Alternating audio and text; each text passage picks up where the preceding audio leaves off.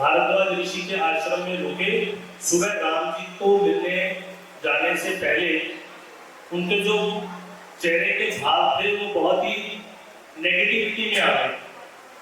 तो भारद्वाज ऋषि ने पूछा कि आप पूरी अयोध्या के राजा हो, राम जी के दर्शन करने जा रहे हो, और अगर भगवान की आप पे कृपा रही तो हो सकता है आप राम जी को लौटा भी लाओ और उनको वनवास ना हो। आपके चेहरे पर ऐसे नेगेटिव या नकारात्मक भाव क्यों है? तो भरत जी ने कहा कि मैं जो ये घटना घटी, राम जी को वनवास हो गया, इसमें मेरा तो कोई रोल था नहीं। मैं तो ननिहाल गया हुआ था। मेरी माता जी ने पीछे से मेरे लिए 14 वर्ष का राज्य और बड़े भाई के लिए वनवास मांग लिया, परंतु इस सारे उपक्रम में दोषी तो मैं ही हूँ, क्योंकि प्रिंसिपल कैरेक्टर तो मैं ही हूँ। तो मेरे मन में ये डर है कि राम जी अभी भी मुझे उतना ही प्यार करते हैं या नहीं करते, तो कहीं मैं राम जी के पास जाऊं और वो अब मुझे उतना प्यार ना करके मुझे खाली हाथ वापस ना लौटा दे। तो ऋषि भारद्वाज जी ने जो उत्तर दिया वो आप सुनिए। ऋषि भारद्वाज ने कहा, ऐसे तो मैं विरक्त प्रवृत्ति का आदमी हूँ, मुझे दुनियादारी से कुछ लेना नहीं है, परंतु कुछ दिन पहले जब राम जी यहाँ से गए, सुबह जब वो उठ करके आए, इसकी थोड़ी टेम्पो है, कम कर दें। जब वो सुबह उठकर आए तो बहुत ही प्रसन्न भाव से आचमन करने के लिए आए। तो हमारे जो पंडित जी हैं उनको गंगा का आचमन करके और मंत्र आदि का उच्चारण करके राम जी को पूजा विधि कराने लगे।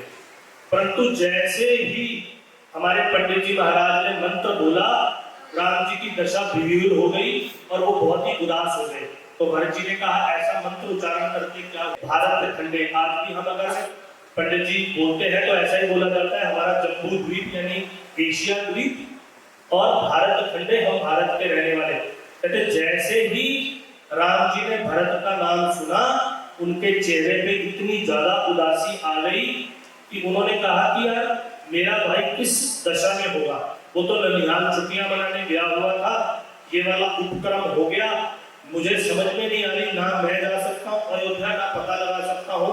मेरे भरत की दशा सोच करके राम जी के मन में बहुत ही ज्यादा भाव जो थे वो ऐसे हो गए कि ऋषि ने कहा कि राम जी तो तुम्हें इतना ज्यादा प्यार करते हैं। एक लाइन बहुत ही सुंदर है, अपने आंसू से गंगा को धोते रहे, अपने आंसू से गंगा को धोते रहे, हाथ पे जमिए राम रोते। सुंदर तरीके से गाएंगे, अपने आंसू से गंगा को धोते रहे, अपने आंसू से गंगा को धोते रहे, हाथ पे जमिए राम रोते रहे, हाथ पे जमिए राम रोते रहे।